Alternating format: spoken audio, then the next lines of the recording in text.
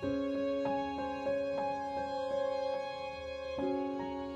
name is John Grover, and I'm here today because I want to share with you things in my life that have brought me to a greater understanding that I hope can help other people. I grew up in a home where I didn't feel loved, I didn't feel accepted, I didn't feel wanted.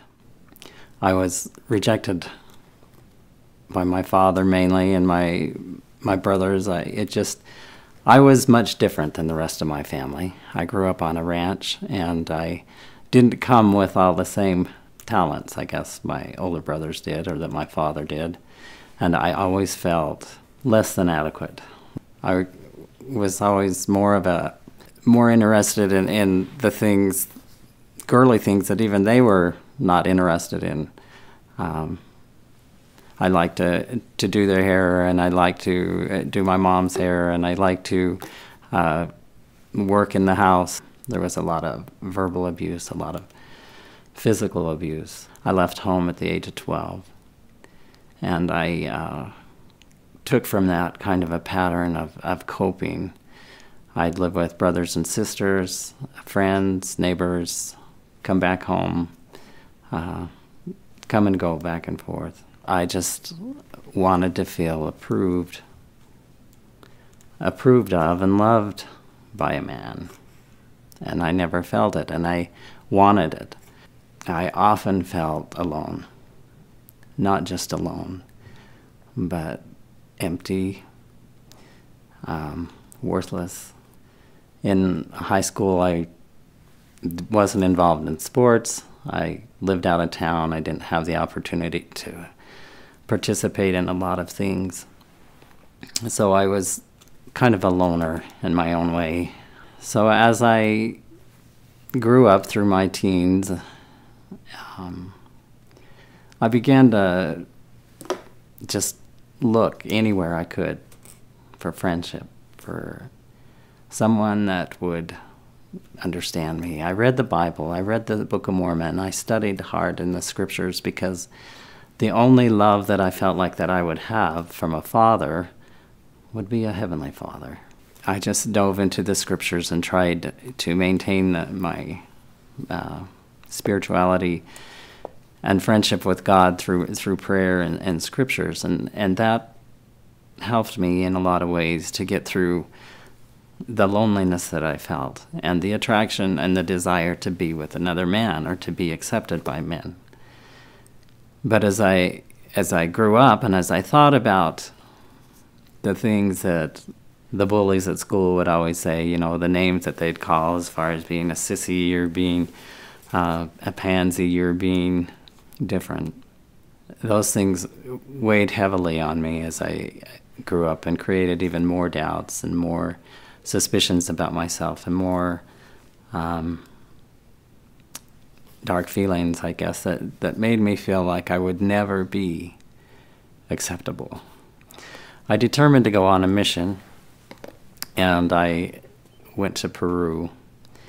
And in Peru, they have the custom of giving hugs. And that, to me, was the most amazing and wonderful thing, to be able to hug my companion and to feel that camaraderie and that love and that companionship. But the teachings in the church tell you that you should marry, and that you should try to live the traditional life, and I believe that that's how we're meant to be, that families are meant to be forever, that it's a natural part of God's plan. But I struggled with the idea of being able to be accepted in any quorum or in any environment with other men. When it came time to marry, I married a girl that I knew since my 3rd grade year, and I told her that, you know, we're friends, and we've always been friends, and I know that we can always be friends. And even though we didn't really talk in depth about a lot of my problems or feelings, she was aware of how I had been raised, and aware of how I acted, I guess, and had her own suspicions and ideas about what that would mean, because I knew I was different, and everybody reminded me I was different. And I carried all that to the point where I just felt like, what's real here? Am I living a life that is, acceptable to the church, but only by appearances? Is my heart in the right place?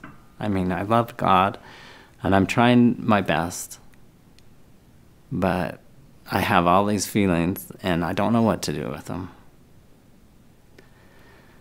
My wife and I were married about 18 years, and it came to a point where I just felt like,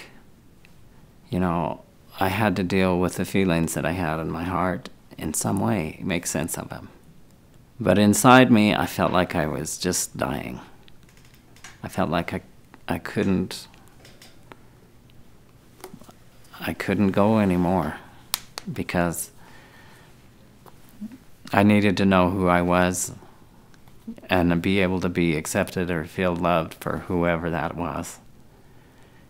And it had to start with me. But the biggest thing in my life that's most important to me is my children, is family.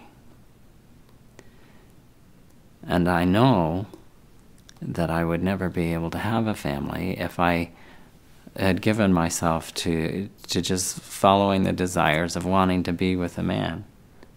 I hated it. I didn't want it, but it was there. And I hated myself because it was there, and I couldn't deal with it. I was suicidal.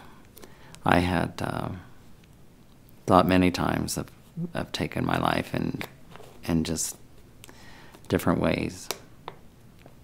But I knew that wasn't acceptable to God. And God was the only consistent thing that I felt like I had in my life. Loneliness can rob you of everything that you have. I lost a sister to suicide, and it made me think, what am I doing to help share somebody else's burden, to help them deal with the problems that they have? Was I there for my sister?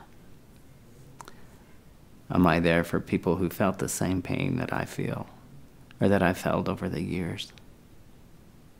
Or am I ashamed to stand up and be counted and to be a witness in all things, at all times, in all places?